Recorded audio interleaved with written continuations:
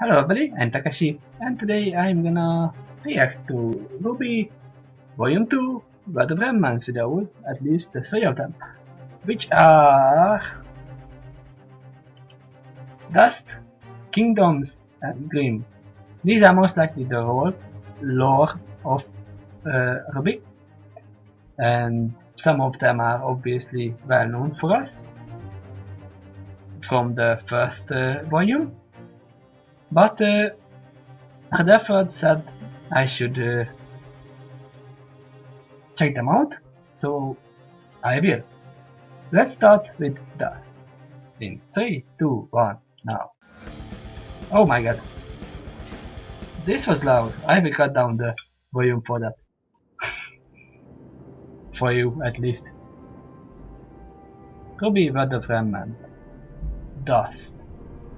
Dust is the magic propellant. Dust. By definition, it is a naturally occurring energy propellant that can be triggered by the aura of humans and faunas. But in reality, it is much, much more. Found in 4 basic forms, dust can be combined, both artificially and naturally, to form new, stronger types, each with unique properties. They can be made artificially? Since its discovery, man has concocted a multitude of ways in which to harness the powers of these mysterious crystals. From airships to androids, dust has made its way into practically every facet of technology. Some prefer to use dust in its raw form, elegant yet destructive. Those who choose to wield dust in this state must possess a certain level of discipline to ensure that their resulting powers do not break. I guess this is how Vice uses dust ammunition serves as a more practical application in today's modern society. With the technological advancements in weapon design, warriors need simply choose the right cartridge for the job. I was right about Yang's blazing While this has become the standard method of use, it is not uncommon to find individuals still practicing more archaic forms of dust manipulation, such as weaving it into clothing, or even fusing it directly with their own bodies. Despite working, fighting, and even turning a profit with it, humanity has still yet to understand how dust came to be. And more importantly, how their involvement with dust will ultimately change the world of Remnant. And that was Dust. RWBY Volume 2.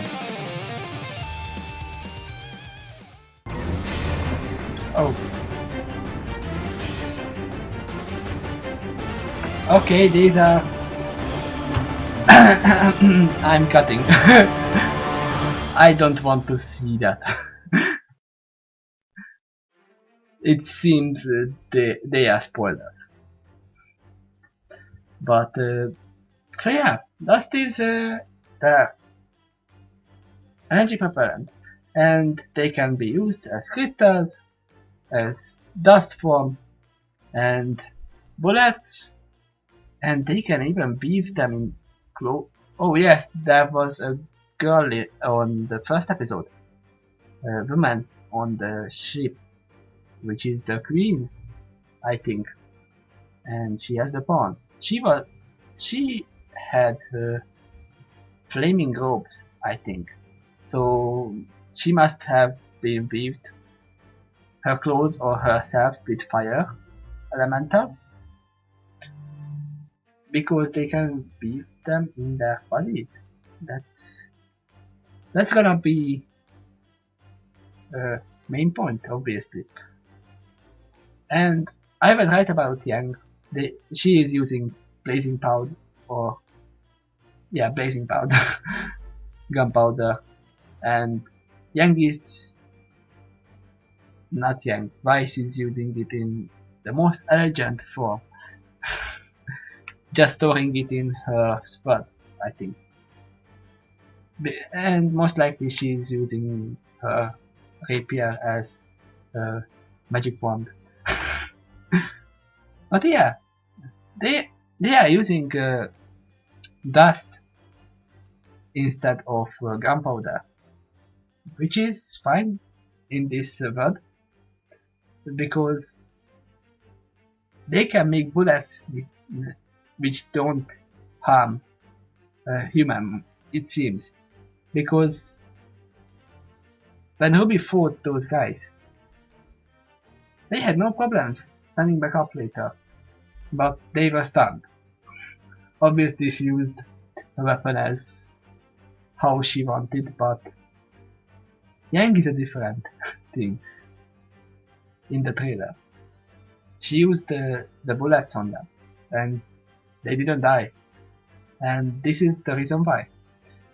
But because I'm having too much, let's go to the second one. This is loud. Let's stop that, and let's start Kingdoms in 3, 2, 1, now.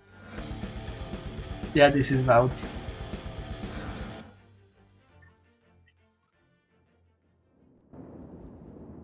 Word of Remnant.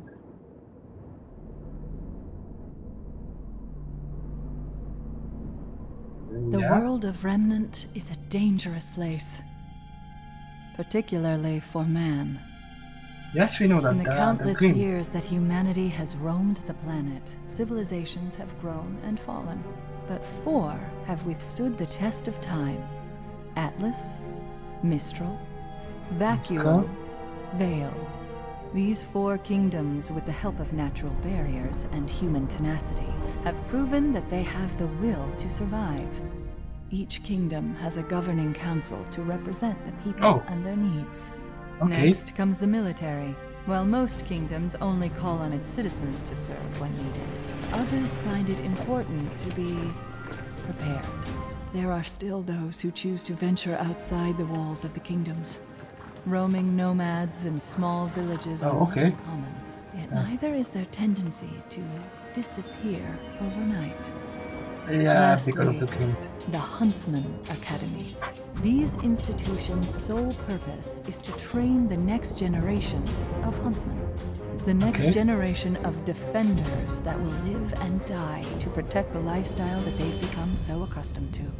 Yes, the world of Remnant is indeed a dangerous place, but the 4 kingdoms stand as beacons of hope, as safe havens from the darkness that surrounds them. They are the key to mankind's survival, as long as they stand united. And where is the one we are in now? Because I remember there was the Bear Festival in planning, and obviously I'm not watching this part because it's just spoilers everywhere. And it seems there is military, so there might be a war between them. It seems there is no war now, but there must have been before. Because of the military force, they are not huntsmen. At least they weren't called. Or maybe they are making the huntsmen and the huntresses the new military force. We will see. We will see. Let's see the next one. Is Grimm. Yes, we know about the Grimm, which are creatures of the darkness. And they have no souls, apparently. At least that's what they told. Let's just start in 3, 2, 1, now.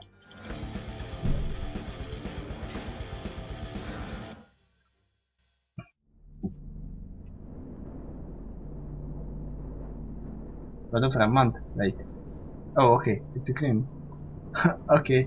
I thought I accidentally started the creatures the of second Grimm. one. A ravenous, destructive force that covers the majority of Remnant. While often referred to simply as Grimm in the common vernacular, these beings serve as the greatest foe to mankind.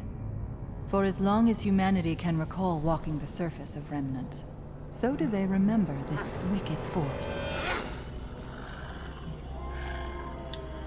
Okay. Many ancient cultures believed the creatures of Grimm to be animals possessed by evil spirits, or perhaps the spirits of tortured animals themselves. However, further study, as well as the discovery of newer, more horrific forms of Grimm, does not support this hypothesis.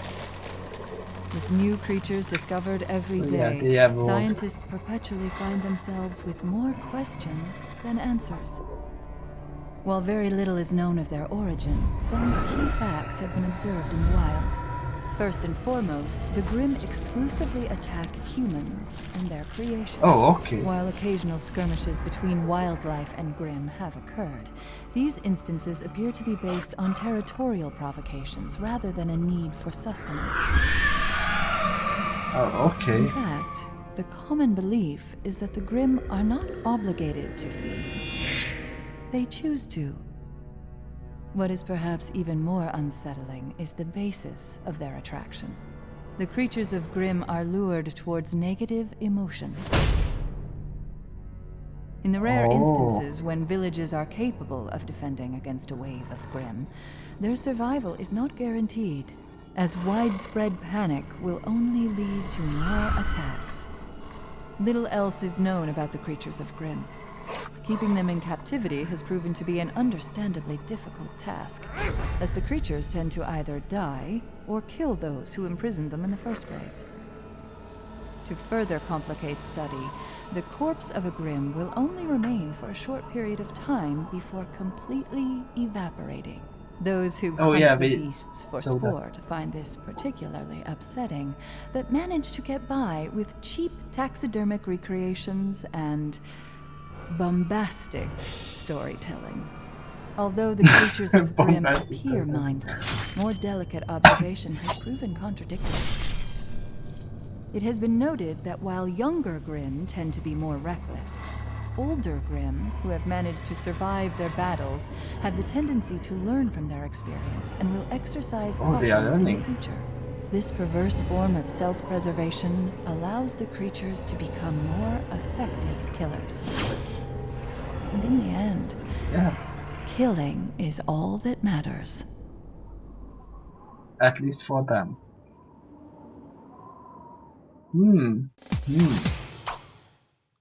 So they are like Titans in Attack on the Titan. X-Ray Van Web coming soon. Okay. I think that's all we'll see out. I'm gonna cut because there are some cuts here from the series, or I don't know.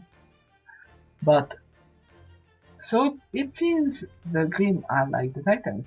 They don't have to attack the people. They want to attack the people, and that's their only enjoyment, or something like that. And they are pulled towards negative feelings.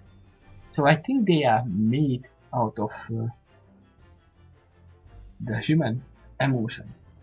Maybe that's the human's darkest side. Grimm and humans are the same. Who knows? It's like their own shadow.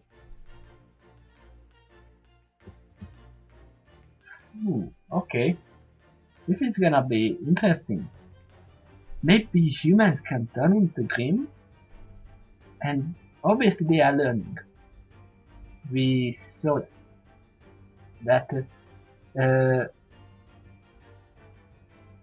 Grimm, the big bird Grimm, took down the bridge in an earlier episode to stop them from running away. This is one of the best tactics you can use in flying combat.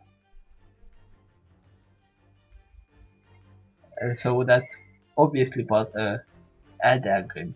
Let's call them that. Because we see there are younger Grimms and Elder Grimms. And maybe we will see more Elder Grimms later. Because I think we only saw two Elder Grimms, the Scorpion and the the big bird so far. And yeah, obviously this is gonna be a nice continuation of the series. What we know is irrelevant. These are facts, these are canon, made by Gustatis, what they said it here, and we can start off by this. And it's nice to know the facts, because I tend to make some stupid headcanons out of things if I don't know the facts. Even if I know the facts, I will most likely do it. But yeah, this was part of Remnant. These were the 3 videos. There is one more, but I will see that later, because he sent me a playlist and it's the last one. So we will see. And next time I will start the first episode of Volume 2. And maybe today. So see you then.